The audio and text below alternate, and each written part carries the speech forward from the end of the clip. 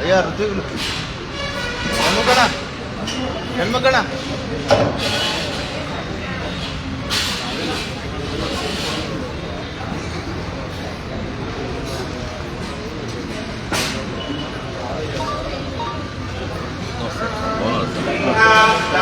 Live వస్తుంది ఫేస్బుక్లో live వస్తుంది ఫేస్బుక్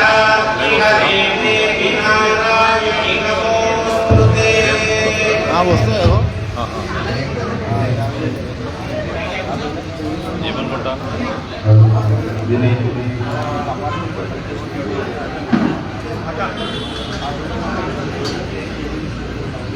గూగుల్ ఫేస్బుక్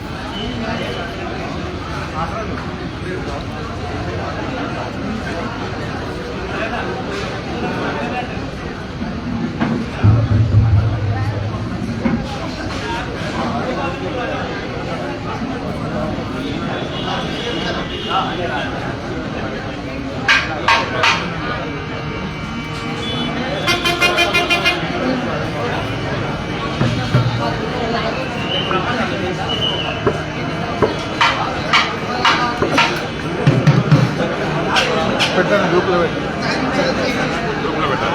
ఏం అది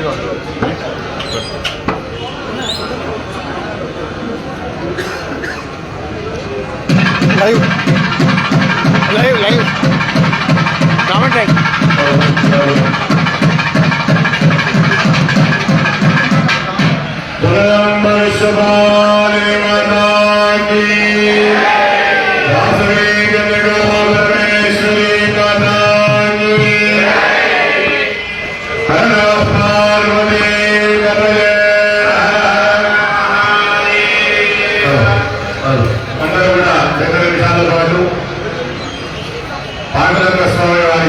నామస్మరణ చేద్దాం. గట్టిగా చెప్పండి, వరకు చెప్పినటువంటి నామాన్ని అందరూ కూడా చెప్పాలి.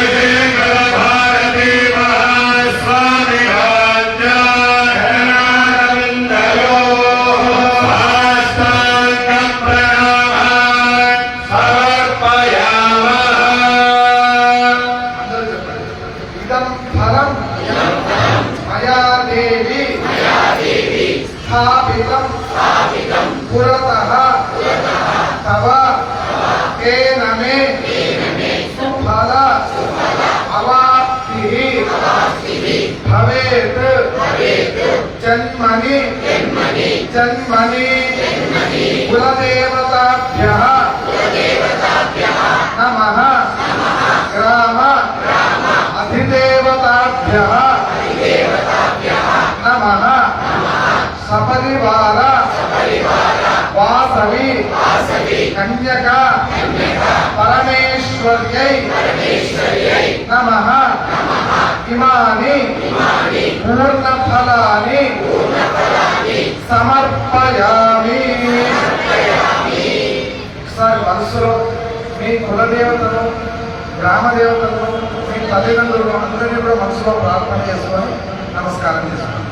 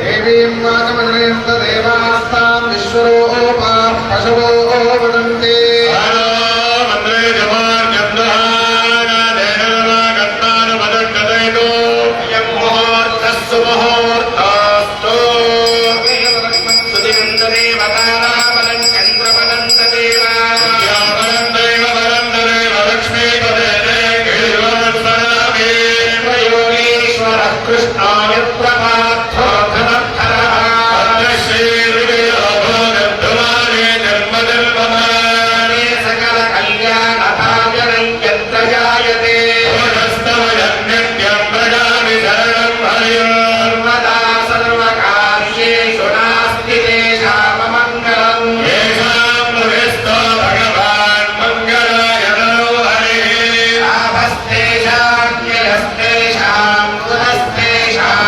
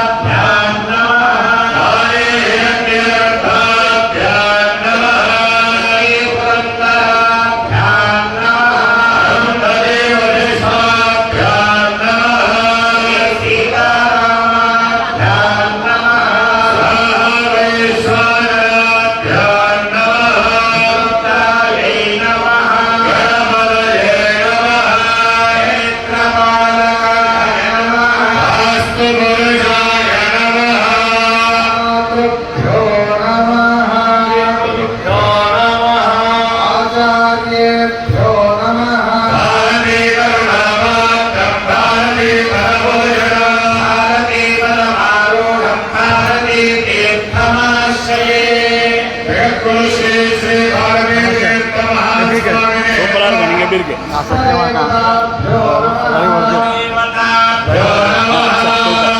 देवताभ्यो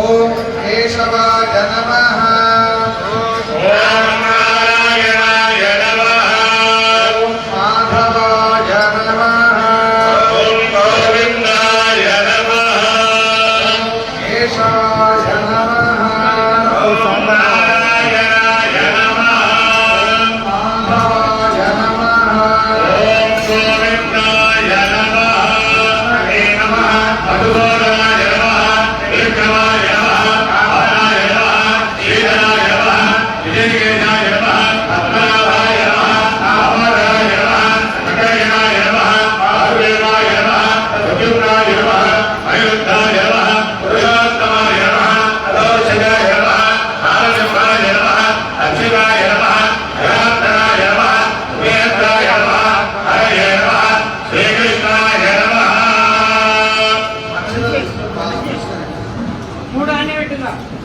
प्रतिष्ठन्तो भूतशाखाः एते भूमिधारकाः एते शापविरोधेन ब्रह्मकर्मसमारभे प्रणवस्य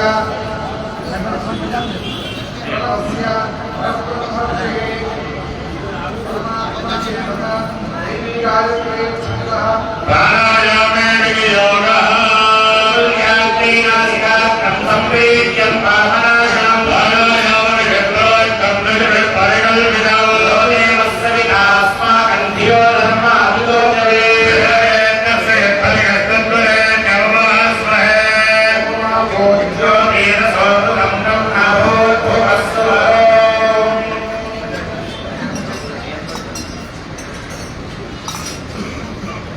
అందరూ కూడా చెప్తారండి ఓం నమః శివాభ్యాం శుభే శోభనే మంగళే ముహూర్తే ఆద్య బ్రహ్మణః ద్వితీయే పరార్థే శ్రీ శ్వేతవరాహ కల్పే వైవస్వత मन्वन्तरे कलियुगे प्रथमपादे जम्बूद्वीपे भारतवर्षे भरतखण्डे मेरोः दक्षिण दिग्भागे श्रीशैलस्य वायव्य प्रदेशे कृष्ण गोदावर्योः मध्यदेशे समस्त देवता ब्राह्मण हरिहर गुरुचरण सन्निधौ अस्मिन् वर्तमाने व्यावहारिके चान्द्रमानेन प्रभवादि षष्ठी संवत्सराणां मध्ये स्वस्ति श्री पराभव नाम संवत्सरस्य उत्तरायणे वसंत ऋतौ वैशाख मासे शुक्लपक्षे नवम्यां तिथौ वासरः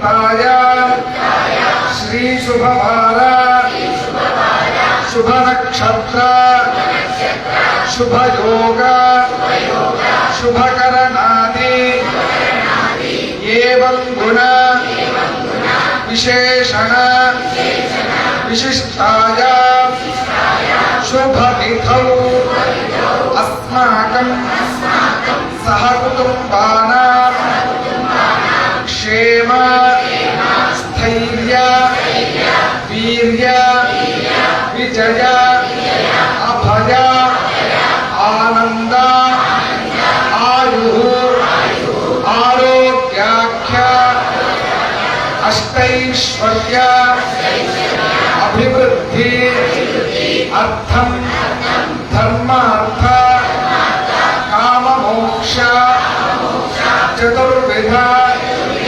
फलपुरुषार्थ सिद्ध्यर्थम विशेषेण మీ గోత్రాలు చెప్పుకోండి. గోత్రము తర్వాత నక్షత్రము రాశి పేరు తర్వాత భార్య నక్షత్రము భార్య రాశి భార్య పేరు పిల్లలది కూడా అదే.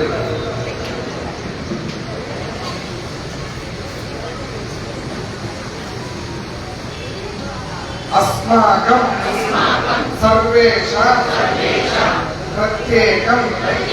प्रत्येकं जन्मादि 12 भावेषु ये ग्रहाः अरिष्ट स्थानेषु स्थिताः तेषां ग्रहाणां शुभ 11 स्थान स्थिति फल अवाप्ति अर्थम नक्षत्र दशा मार्गे प्राप्त भुक्तौ तत्रागत समस्त विध ग्रहचार पीड़ा परिहार अर्थम आध्यात्मिक आधिदैविक आदिभौतिक तापत्रय निवृत्ति अर्थम दिव्य भौम अंतरिक्ष अत्यद्भुत अपशकुन आगामी सूचित सकल विध दुष्टारिष्ट परिहार अर्थम अपमृत्यु व्याल मृत्यु घोर मृत्यु क्षुद्र मृत्यु दुष्ट मृत्यु इत्यादि सप्तविध मृत्यु पीड़ा परिहार अर्थम शरीरे वर्तमान वर्तिष्यमान सर्वरोग निवृत्ति द्वारा अरोग दृढ़गात्रता सिद्ध्यर्थम परैः स्वकीयैश्च कृत क्रियमाण करिष्यमाण दुर्मंत्र दुस्तंत्र दुर्यंत्र बुद्धलिक स्थापन विषचूर्ण प्रयोगादि समस्त विध कृत्याबाध निवारण अर्थम उद्योगे व्यवहार क्षेत्रे व्यापार क्षेत्रे राजकीय क्षेत्रे च अलक्ष्मी परिहार द्वारा महालक्ष्म्याः संपूर्ण कृपा कटाक्षत सिद्ध्यर्थम विशेषेण आचन्द्र तारक अर्घम अस्मिन् देवालये सपरिवार కన్యక పరమేశ్వర్యాః స్థిర నివాస సిద్ధ్యర్థం తద్వారా అస్మాకం వైశ్యకులస్య ఉత్తరోత్తర అభివృద్ధి అర్థం తద్వారా సర్వత్ర సనాతన ధర్మస్య స్థాపనార్థం అన్యోన్య ఋత్విక్ సాహాయేన సపరివార వాసవి కన్యక పరమేశ్వరి ప్రతిష్టాపన ఆఖ్యం కర్మ ఆచార్యాది ఋత్విక్ ముఖేన కరిష్యామః. ఇంతసేపు మనం సంకల్పం అని చెప్పుకున్నాం. సంకల్పం అంటే ఏంటి అంటే నేను ఏ కాలంలో ఉన్నా, ఏ ప్రదేశంలో ఉన్నా, నా నుంచి ఏ దిక్కులో ఏ నది ఉంది, ఏ పర్వతం ఎక్కడ ఉంది అంటే మన లొకేషన్ అంటే పైన ఉన్నటువంటి చిత్రగుప్తుడు మనం ఎవరు, మనం ఏం చేస్తున్నాం, ఎటువంటి పుణ్యకార్యాలు చేస్తున్నాం, ఎటువంటి పాపకార్యాలు చేస్తున్నాం అన్ని కూడా చూస్తూ ఉంటారు. అందువల్ల అయ్యా నేను ఫలానా రోజు ఈ రోజు ఈ కార్యక్రమం చేస్తున్నాను అనుకొని చెప్పేదే సంకల్పం. తర్వాత మనందరికీ తెలిసిందే వాసవి కన్యకా పరమేశ్వరి మనం ఏమంటామంటే మహాకాళి, మహాలక్ష్మి, మహాసరస్వతి ఆత్మికగా అమ్మవారిని కొలుస్తుంటాం. దాంట్లో కూడా మహాలక్ష్మి అంశం ఎక్కువ ఉన్నది ఎవరు వాసవి కన్యకా పరమేశ్వరి.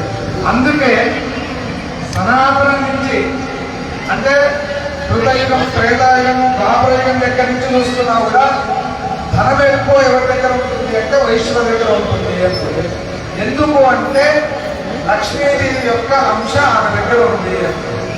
కానీ లక్ష్మీదేవికి ఒక స్వభావం ఉంటుంది. ఏంటి అంటే ఆమె పేరు సహస్రనామంలో చెప్తూ వచ్చి చరా చపల అని చెప్తుంటారు. ఆమె ఎక్కువ కాలం ఎక్కడ నిలబడదంట. మనం చూస్తుంటాం. ఒకరోజు ఇక్కడ ఉంటే ఈరోజు కోటీశ్వరుడు ఉంటారు, ఇంకా కొద్ది రోజుల తర్వాత చూస్తే అడ్రస్ ఎక్కడ అయిపోయింది. కానీ ఆ అమ్మవారు ఎక్కడ స్థిరంగా ఉంటుంది అంటే యథా వైకుంఠ నగరే యథా వై క్షీరసాగరే అంటే ఆమె వైకుంఠంలో స్థిరంగా ఉంటుందంట, క్షీర సముద్రంలో స్థిరంగా ఉంటారు. అదేవిధంగా యోగుల యొక్క హృదయంలో ఎక్కువ ఉంటుందంట. అదేవిధంగా అమ్మవారి వాసవి కన్యకా పరమేశ్వరి స్వరూపంలో కూడా ఆమె స్థిరంగా ఉంటుందంట. అటువంటి అమ్మవారిని ఇప్పుడు నేను సంకల్పంగా చెప్తున్నారు. యావత్ చంద్రశ్చ సూర్యశ్చ అంటే సూర్యుడు చంద్రుడు ఎంతకాలం ఉంటారో యావత్ తిష్టతి మేదిని ఈ భూమి ఎంతవరకు ఉంటుందో అంతవరకు ఈ దేవాలయంలో స్థిరంగా ఉంటుంది అని ఈ విధంగా ఉండాలనే మనం అందరం సంకల్పం చేస్తున్నాము. ఇప్పుడు ఈ ప్రతిష్టా కార్యక్రమాలన్నీ కూడా చేస్తున్నాం. కానీ అమ్మవారు స్థిరంగా ఉండాలి అంటే ఏం చేయాలి? మన కర్తవ్యం ఏంటి? ఇప్పుడు మన ఇంటికి అల్లుడు వచ్చినాడు. అల్లుడు వస్తూనే 5 నిమిషాలు 10 నిమిషాలు కనుక ఒక కాఫీ లేదా జ్యూస్ ఏదైనా ఇస్తూ వస్తే ఆయన ఒక వారం రోజులు మన ఇంట్లో కూర్చుంటాడు. పొద్దున కాఫీ ఇచ్చి మధ్యాహ్నం 2-3 అయినా కూడా ఆయనకి ఏ భోజనానికి కూడా విలువలేదనుకోండి, 2వ రోజే వెళ్ళిపోతాడు. అదేవిధంగా ఇక్కడ అమ్మవారిని మనం ఇప్పుడు ఎంత భక్తి శ్రద్ధలతో మనం ఇక్కడ ప్రతిష్ట చేస్తున్నామో రేపటి నుంచి ఇక్కడ వచ్చిన ప్రతి ఒక్కరూ లేదా ఈ దేవాలయ నిర్మాణానికి సహకరించిన ప్రతి ఒక్కరూ కూడా ఒక సంకల్పం చేసుకోవాలి. ఏంటి అంటే ప్రతి వారంలో ఒక రోజు లేదా మీ జన్మ నక్షత్రాలు ఏదో అంటే మీరు పుట్టిన నక్షత్రం ప్రతి ఒక్కరికి అశ్విని ధరణి అని ఈ 27 నక్షత్రాల్లో ఏదో ఒక నక్షత్రంలో మీరు ఉంటారు. ఆ రోజు కంపల్సరిగా ఇక్కడికి వచ్చి మేము ఇక్కడ అర్చన చేయించుకొని వెళ్తాం అనేది.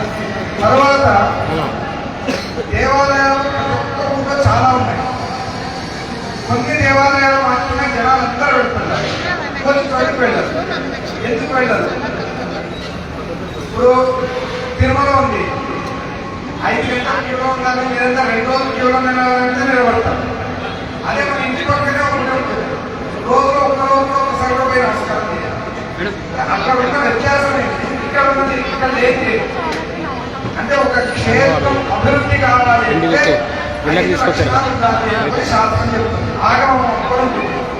అంటే ఆగమము అంటే ఏంటి అంటే ఆగమం పంచవక్రాత్మ గతం గిరిజానన అంటే పంచవక్రం ఈశ్వరుడు పార్వతీదేవికి ఒక్కొక్క దేవాలయంలో ఏ విధమైనటువంటి లక్షణాలు ఉండాలి, ఏ విధంగా ఉండాలి, ఏ విధంగా పూజ చేయాలి ఇవన్నీ కూడా చెప్తూ వస్తారు.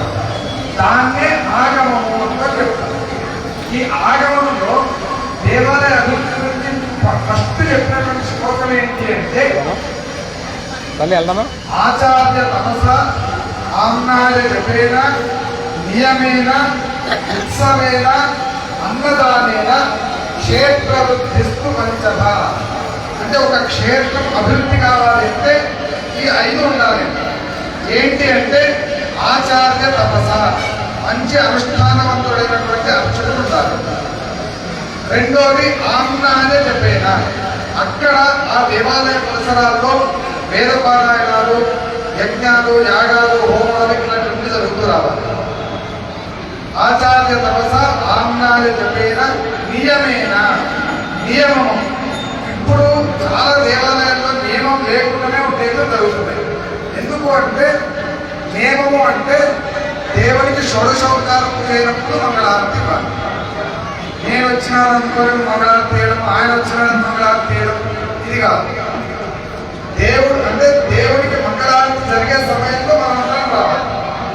మనం వచ్చినప్పుడు దేవుడికి మంగళారతి ఇవ్వాలి. అంటే నియమం. ఆ నియమం ప్రకారంగా ఉంది అంటే దానికి వ్యాధి నియమేన ఉత్సవేన. తర్వాత దేవాలయానికి నిత్యోత్సవాలు, మాసోత్సవాలు, పక్షోత్సవాలు, లేదంటే రథోత్సవం, పల్లకి ఉత్సవం, ఇటువంటి ఉత్సవాలన్నీ కూడా మనం వ్యవస్థ చేసుకురావాలి. తర్వాత అన్నదానం.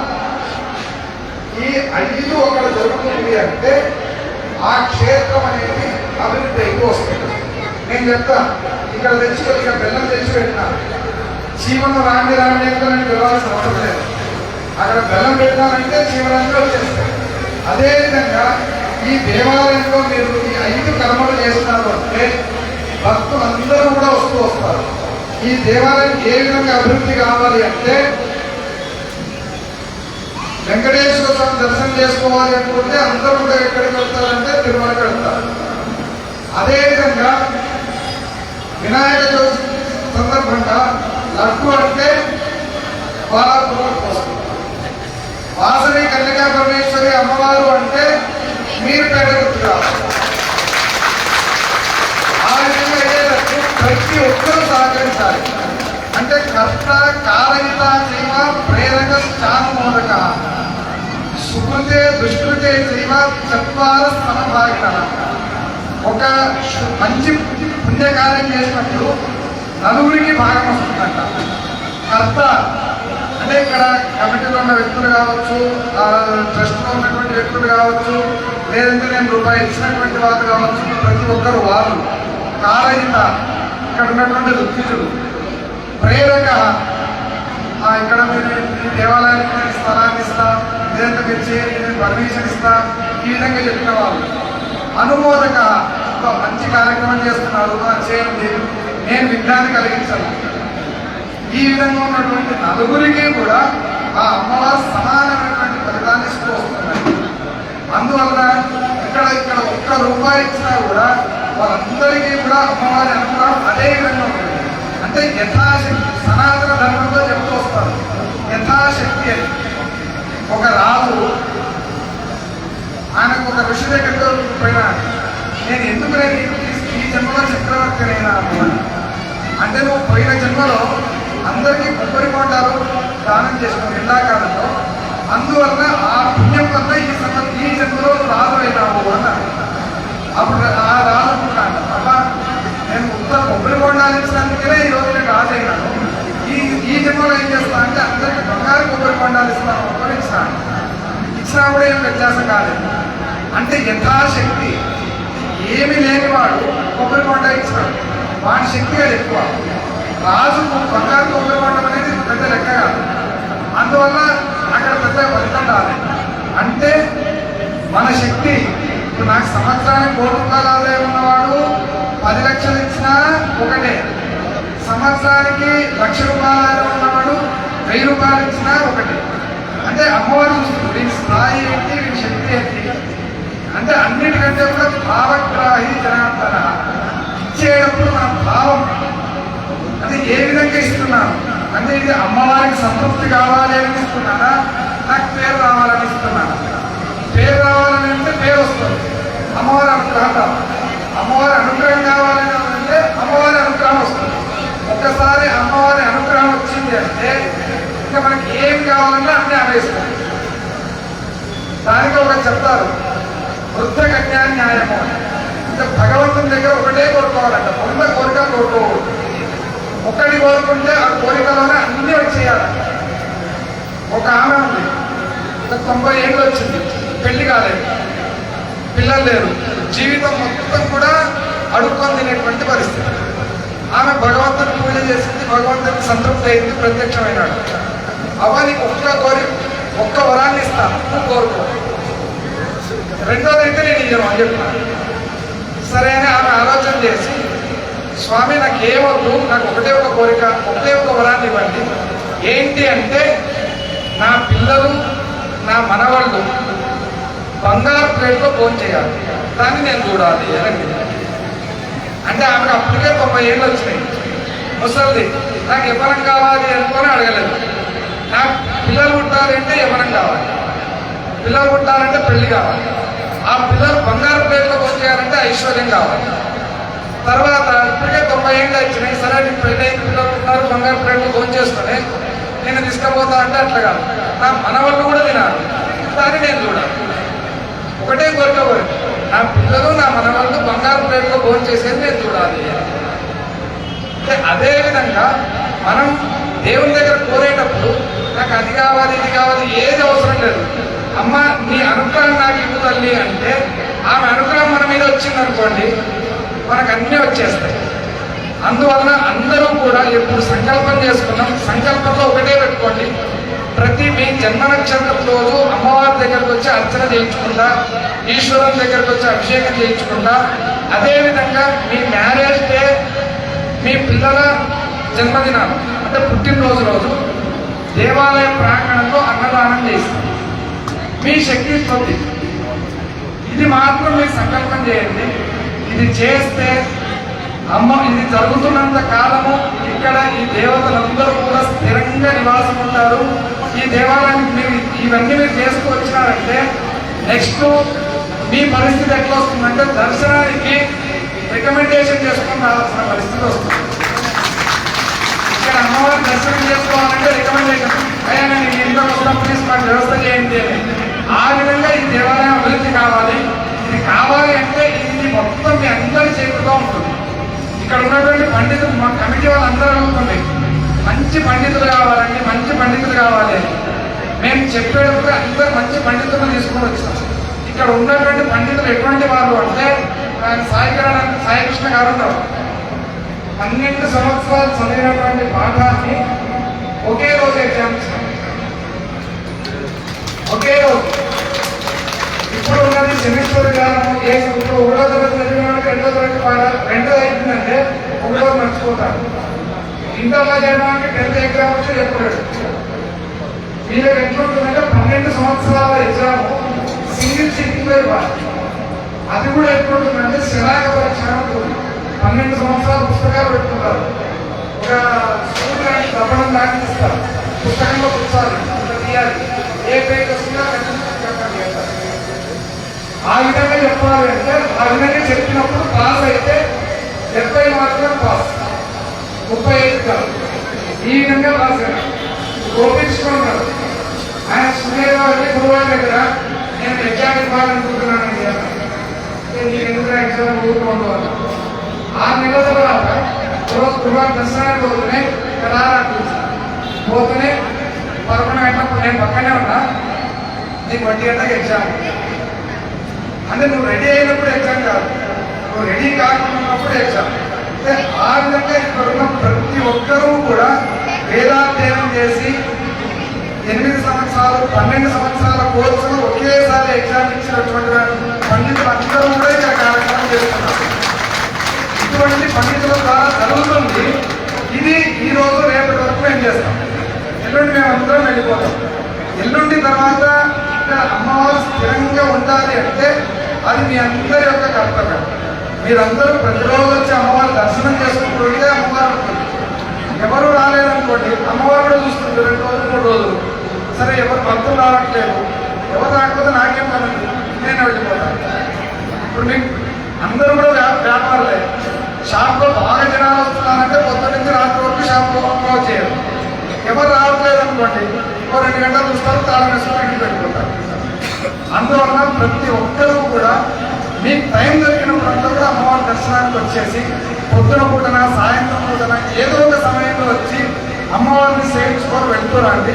దానివల్ల మీకు మీ పిల్లలకు మీ మనవళ్ళకు మీ వంశం అంతా కూడా అంటే ఇక్కడ సంకల్పంలో చెప్పుకున్నాం సూర్యచంద్రుడు ఉన్నంత వరకు కూడా అమ్మవారు ఉండాలి.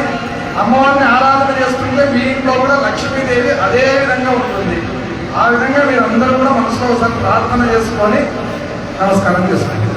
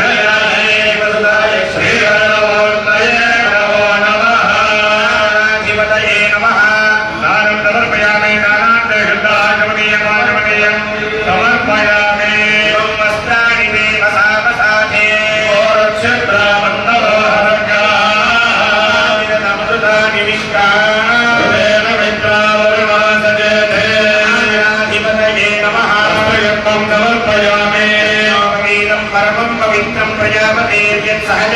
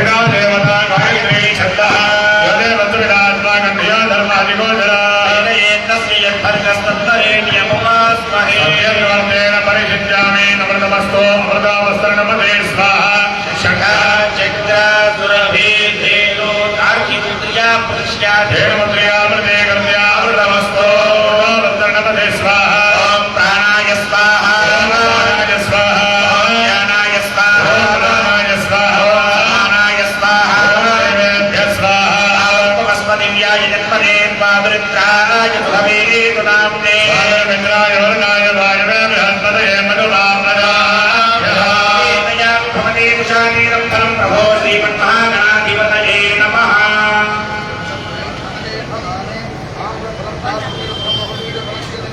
मध्ये मध्ये स्वादोनकं समर्पयामि विधानमसि स्वाहा भोजनं समर्पयामि चानार्थेयं समर्पयामि चानार्थेयं समर्पयामि चानार्थेयं समर्पयामि चानार्थेयं समर्पयामि कर्णविरूपाक्षकं घोरमहोदरा सरप्रदादायं सर्वे गृह्णन्तु वैष्णवाय देवताभ्यो नमः विभरामि फलसमायुक्तन्नागवल्ली निवेद्यतं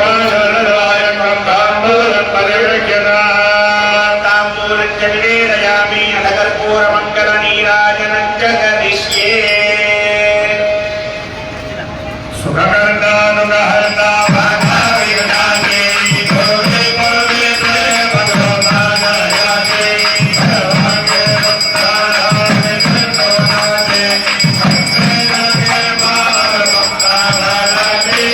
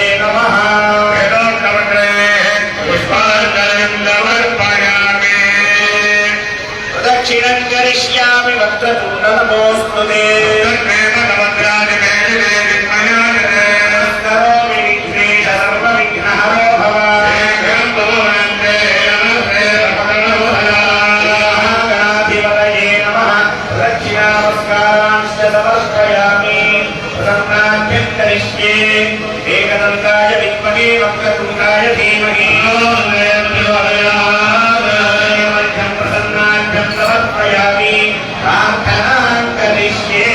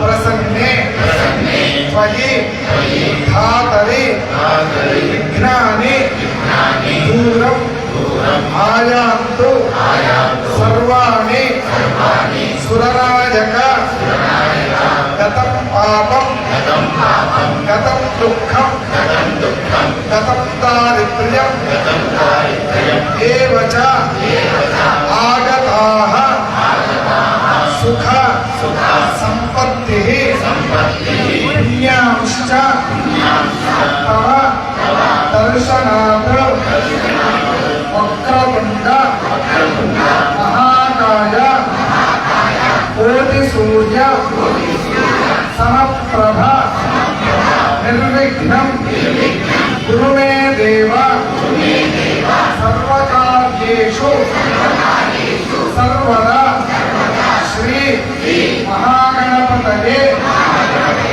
నమః మనోరథాన్ ప్రార్థయామి నమస్కరోమి.